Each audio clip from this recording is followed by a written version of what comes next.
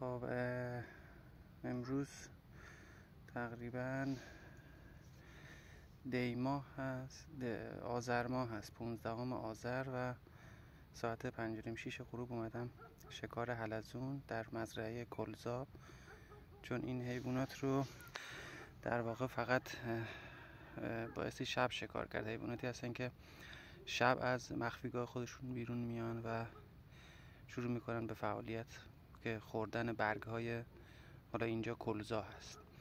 اینا رو باید یا با سموم شیمیایی و سمپاشی در شب در واقع باشون مبارزه کرد، یا اینکه به روش‌های ارگانیک مثل همین شکار کردن، یا روش‌های ارگانیکی که بیشتر برای مساحت‌های کم و حالا باغچه‌های خونگی جواب میده. به این شکل در سطح وسیع مبارزه باشون خیلی سخت تره و حالا من شب اومدم که در واقع تا جایی که میتونم این کار رو انجام بدم، حالا در شب‌های متوالی.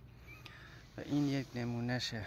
بذارید من دوربین رو ببینم میتونم برگردونم و ببینم چجوری. نتونستم، ولی ببینید این در واقع این یک نمونه از این راب هست. ببینید اندازش چقدره. اینا رو بایستی با دست گرفت و به این شکل در واقع له کرد و از بین برد. به این شکل اینجوری باید اینا رو له کرد و از بین برد. ببینید اینم در واقع یکی دیگه است که اینجا جا خوش کرده. به اینجاست. اینا رو بایستی که به همون شکلی که نشونتون دادم در واقع بگیریم که من افتاده اینجا. اینجاست. اینو بایستی که بگیریم و اینجورایی معدومش کنیم. خب اینم یه صحنه دیگه ای که یه دونه اینجاست، یه دونه هم اینجا روی گیاه نشستن و در واقع اینها در حال تغذیه بودن، این دو تن، که ما اینها رو در واقع از بین میبریم. ببینید دو تا دیگه الان، یه دونه اینجاست و یه دونه هم این زیر اینجایی که الان دست من هست. اینجا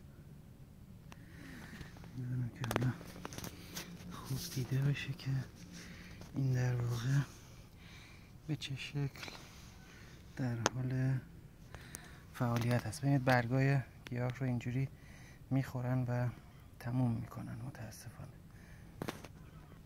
این هم بعدی و یک دونه هم اینجاست که این دیگه خیلی بزرگ شده. ببینید از بس خورده همچین توپل مپل شده و اینا رو ما میگیریم میندازیم اینجا و به این شکل معدومشون میکنیم. ببینید شکمش چقدر سبزی بود.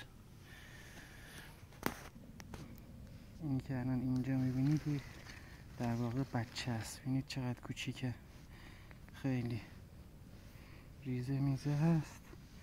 اینجا بگیرم که توی نورمال. در مقابل با اونها این خیلی کوچیکه، معلومه که ای بابا افتاد. نه اینجاست. ببینید خیلی کوچولو، در واقع این جورایی نوزاد که نه، چون سن ریزشون از این بزرگتره، سن کوچیکشون از این خیلی کوچیکتره و اون روزای اول که به دنیا میان به سختی دیده میشن و فقط خسارتشون نشون میده که اینا حمله کردن به مزرعه. این در یک فاصله خیلی کم 6-7 تا شکار شدن. یکی هم اینجاست.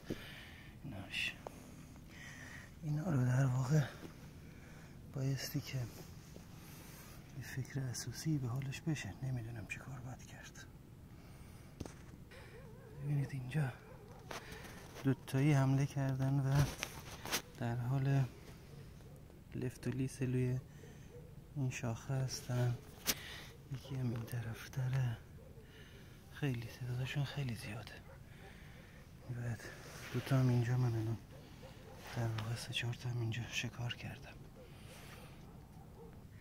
خب اینا هم در واقع یه مدلشون هستن که اینا در واقع حلزون چی میگن بهش، لاک دارن. ببینید این کوچولو رو اینا در واقع لاک دارن. اینا بعضی مدتی که درشت‌تر شدن از این لاکشون میان بیرون و میشن اون شکلی که توی تصویرهای دیگه بود. خب من یه بخشی از زمین رو در واقع چک کردم دیگه، کمرم درد گرفت دیگه. برای امشب یه چند قدم دیگه میرم یه راهی الان به ذهنم رسید، این که در واقع یه سطل کوچیکی توش حالا یه مقدار سم یا گازوئیلی چیزی بریزم، بیارم اونا رو به جای اینکه لگد بکنم همه رو بریزم تو اون سطله که از بین برن. حالا فردا شبم اگه تونستم فیلم میگیرم که با من همراه باشید. شما هم اگر پیشنهادی دارید برای از بین بردن اینها توی کامنت ها در واقع برام بنویسید که چه روشی رو شما استفاده میکنید یا پیشنهاد میکنید یا به ذهنتون میرسه. این ویدیو رو هم لایک کنید که به دست اونایی که در واقع همچین مشکلی دارن زودتر برسه. خیلی متشکرم ازتون. شبتون بخیر.